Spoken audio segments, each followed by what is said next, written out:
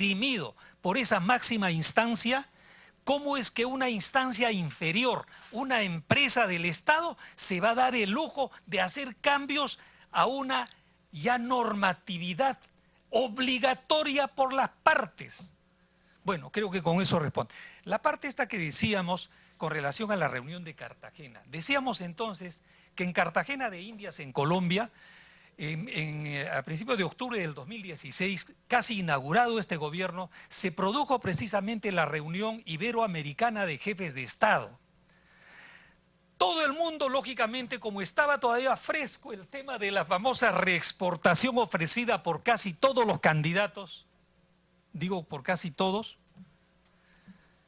entonces todo el mundo esperaba, dice, es la oportunidad de conversar con el presidente de México, ¿no es cierto?, esta temática, porque ahora sí que ha sido unánime o casi unánime la petición del país y el ofrecimiento en plena campaña electoral, pues ahora seguramente se va a conversar. Todos estuvimos a la expectativa de que se conversara sobre esta temática en esa reunión iberoamericana de Cartagena de Indias. No salió una línea, y busquen ustedes en internet. Todo el mundo dijo, ¿pero qué pasó? Y lo que es más, nuestro presidente sí ofreció, dijo, voy a conversar, entre otros temas, este tema. Bueno, el resto ya conocen ustedes mejor que el que habla. Por eso decíamos, casi todos los candidatos ofrecieron renegociar. Y finalmente sería el dilema en realidad, no es la renegociación de lo que ya hemos obtenido en el CIADI, que eso es lo que se ha confundido en la campaña electoral en realidad. Eso no tiene discusión alguna, por favor, no tiene discusión, eso ya está dirimido. El dilema es esa vil valorización del gas natural licuefactado que hemos visto en el cuadro. Esa valorización no puede continuar. Esa es la verdadera renegociación de ese contrato de exportación. Eso es todo, presidente. Muchas gracias. La siguiente, la última, por favor. Gracias, presidente. Gracias a usted, ingeniero Ochoa. Si los señores congresistas, congresista Montenegro, luego congresista Dávila. Bien, hay preguntas técnicas y hay, por su intermedio, señor presidente. ¿Por qué no se incluyó como punto controversial en el arbitraje ante el CIADI, además del cobro de regalías, resolución del contrato, dado que existían válidos indicios que los demandantes ya habían incumplido dicho contrato? Disculpe. Le repito. ¿Por qué no se incluyó como punto controversial en el arbitraje ante el CIADI, además del cobro de regalías, el resolver el contrato, dado que existían válidos indicios que los demandantes ya habían incumplido dicho contrato? Perfecto. Por otro lado, va tomando nota y luego...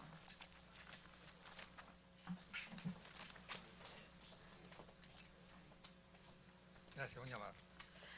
¿A qué le atribuye usted la inacción de los exministros de Energía y Minas, Rosa Ortiz Ríos, Mayorga y los directivos de Perupetro ante las contratistas en no resolver el contrato ni tampoco hacer cumplir el laudo arbitral en cuanto a la identificación del destino de uso final del gas exportado? Ya sabían que se seguía reexportando, ya sabemos que se sigue reexportando, ya conocemos el tema de los costos y de los precios.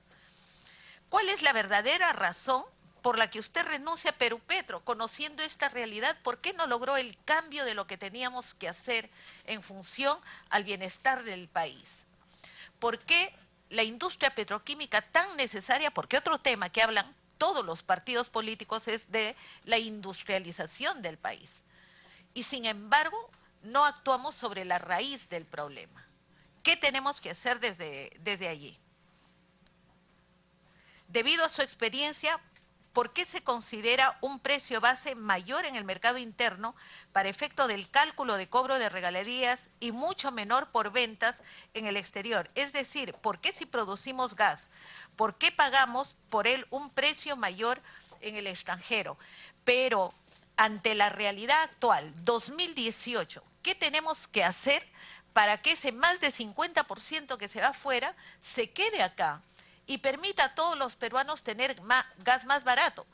Pero en esa realidad también, ¿cómo permitimos la continuidad de este recurso?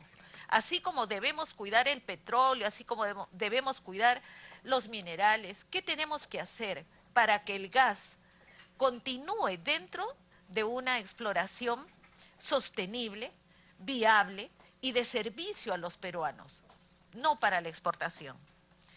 ¿Qué concepto le generan los hechos de que la señora Rosa Martía Ortiz, que había viajado a México a renegociar los contratos de gas, asume en abril del 2012 la Dirección General de Hidrocarburos que administra el lote 56? Usted se retira en julio del mismo año y es reemplazado por Isabel Tafur Merino, pero solo 2 días después de ser nombrada, el 26 de julio, es reemplazada nuevamente por Rosa María Ortiz Ríos, quien sería ministra de Energía y Minas a partir del 17 de febrero del 2015. Hasta ahí. Gracias. ¿Algunas inquietudes? No, por su intermedio, presidente. Bueno, ¿por qué no se incluyó, ¿no?, en esta demanda del CIADI? Comenzando, nosotros no hemos hecho la demanda al CIADI. O sea, nosotros somos los demandados. Punto 1. Entonces, evidentemente, recuerden que nosotros le pusimos un ultimátum, como señalaba. El seguimiento de ley, del contractual, o sea, se respetó estrictamente. ¿Por qué razón? Porque inclusive nosotros vinimos a la Comisión de Energía y Minas en su momento a explicar, por qué razón ya no resolvíamos el contrato, ¿no? Entonces explicamos a los señores congresistas que Perupetro había hecho toda una estrategia de tal manera que justamente los arrinconara a ellos, o sea, bueno, la palabra es un poquito dura quizá, pero en realidad es una estrategia de Perupetro, ¿no?, para poder, corregir esta situación. Entonces, al final ellos se vieron obligados que si no lo hacían, se rescindía el contrato en septiembre del año 2012, o sea, se les puso, ¿no? Entonces eran 60 días.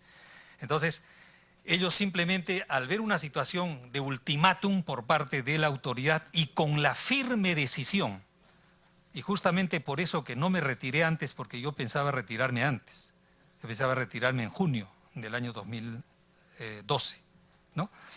Mi compromiso con el gobierno anterior había sido de 1 año, ¿no?, máximo, le digo, porque dejé una serie de cosas pendientes.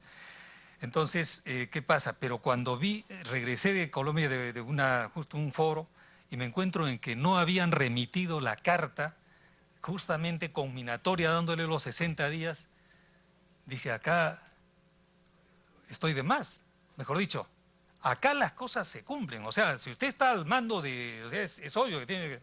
¿Qué pasó acá?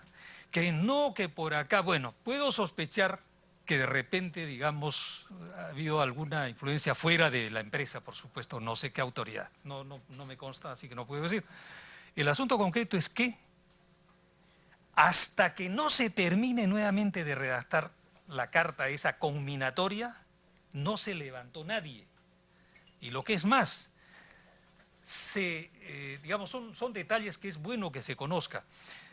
Al gerente legal de la empresa lo convenía a que no se retire de la notaría hasta que no tenga evacuada la carta notarial.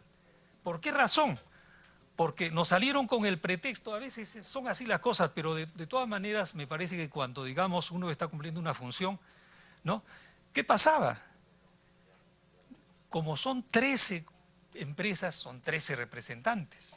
Es un poco difícil, ¿no? Entonces el notario decía, es que no están los 13, están en Japón, están en Singapur, están en esto. A mí no me interesa, de acuerdo a la ley peruana y al contrato, están acá registradas las firmas en esta notaría. Y a la notaría, en este momento, retiramos todo. Y lógicamente iba a ser una caída, o sea, y lo que es más, vamos a denunciar ante la opinión pública. Le dije, preferible hagamos las cosas por las buenas. Lo dejé ese día al representante, al gerente legal, le dije, tú no te retiras hasta que la carta esté oreada y sacramentada con la verificación de las firmas registradas en esa, de las 13 firmas en esa notaría. 5 de la tarde creo que fue, la carta salió. Cuando vino dije, misión cumplida, ahora sí me puedo retirar. Estamos hablando 22, 23 de julio del año 2012. Yo me retiré el día 26 o 27 de julio, ¿de acuerdo? Entonces, ese era el objetivo. Entonces, como le digo, no se incluyó en el CIADI porque ya creo que eso está respondido. Entonces, la empresa simplemente, el consorcio, más bien se vio obligado a demandar porque estaba abusando Perupetro, que había interpretado mal el contrato, etcétera, y ya hemos visto que más bien el CIADI nos dice, ustedes han interpretado escrupulosamente y respetamos precisamente que, inclusive más a este honorable Congreso, en la Comisión de Energía y Minas, en su momento cuando se me invitó, se me quiso obligar a que yo le presentase y les entregase el informe de Galway. Que tiene, le dije, no lo voy a entregar, porque simplemente allí me la jugaba como funcionario público y sobre todo por el interés del país, porque podría en condicional filtrarse, como muchas cosas se filtran. Dije, no, este documento lo tienen solamente 3 personas, nadie más, no la van a tener. Felizmente, digamos, actuamos de una manera tan, digamos, podríamos decir, diplomática, protocolar, que hasta el propio consorcio sacó un aviso en todos los diarios, que ustedes pueden buscar en julio del año 2012, julio 2012, un comunicado en el cual señalaba que Perupetro había respetado, ¿no?, escrupulosamente, pero que no estaba de acuerdo y en consecuencia públicamente decía vamos a recurrir al CIADI, pero no se quejó nada de Perupetro. Ese comunicado salió al mundo porque me llamaron de fuera, de algunas entidades internacionales y me dicen, esto es una cosa rarísima que en buena forma hayan llegado a una solución, vale decir que no se queje la empresa que en este caso ha sido amenazada de sacarla y de rescindirle el contrato. Pero y seguimos siendo amigos con la gente del consorcio, ¿no? Amigos, lógicamente, desde el punto de vista profesional. Pero una cosa es, al igual que los equipos de fútbol, defender, digamos, la camiseta a la cual uno está vistiendo en ese momento, ¿no? Bueno, la otra pregunta es, los ministros, dice, ¿por qué los ministros? ¿Por qué no hicieron? Bueno, como les señalaba, al menos, digamos, los 2 ministros con los cuales trabajé, comenzando por el señor Carlos Herrera y después el señor Merino, claro, justa por esa razón fueron a México y etcétera, entonces se abrió el camino por parte de Perupetro con el señor embajador mexicano, ¿no? Entonces, hicieron lo que pudieron hasta ese momento porque no había sido construida todavía, como les señalaba, la tubería esta de Estados Unidos a México, ¿no? El asunto es que ahora ya ha sido terminada y cualquiera se pregunta, ¿y ahora qué pasó? ¿Por qué renuncia usted a Perupetro? Esa es la otra pregunta. Yo me comprometí con el gobierno anterior y bueno, uno de los testigos precisamente está presente en esta sala. Entre otros estuvo también el señor Jesek. Bueno, estuvieron 3 o 4 personas amigos y yo no deseaba realmente porque sabía las consecuencias y de todo. Recuerden ustedes que se venía la etapa después de los petroaudios. ¿Recuerdan ustedes?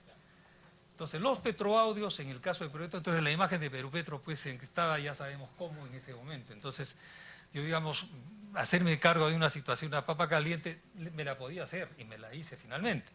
Pero le dije, fíjese, yo no quiero problemas, tengo mis consultorías en el Perú y en el exterior, entonces yo no tengo problemas. No quisiera, si ustedes desean como asesor con el mayor gusto, o sea, es obligación además como peruano. Y a uno de estos amigos, ¿no?, me dice, Aurelio, tanto has escrito en los medios respecto a lo que debe hacerse por los hidrocarburos en el Perú, la industria petrolera, etcétera, etcétera. Y ahora que se te da la oportunidad, disculpe la palabra, más bien te retraes, por no decir la otra palabra que me dijeron, te retraes. La verdad que dije, tienen toda la razón. Le dije, voy a quedarme por un año. Un año. Se venció el año y felizmente, digamos, lo que me había comprometido a hacer, en este caso como, digamos, tareas, reestructuración de Perú Petro, o sea... Mientras se viene llevando a cabo con el expresidente de Perú Petro, Aurelio Ochoa, esta sesión de la Comisión Investigadora de los Procesos en lo que tiene que ver con la línea del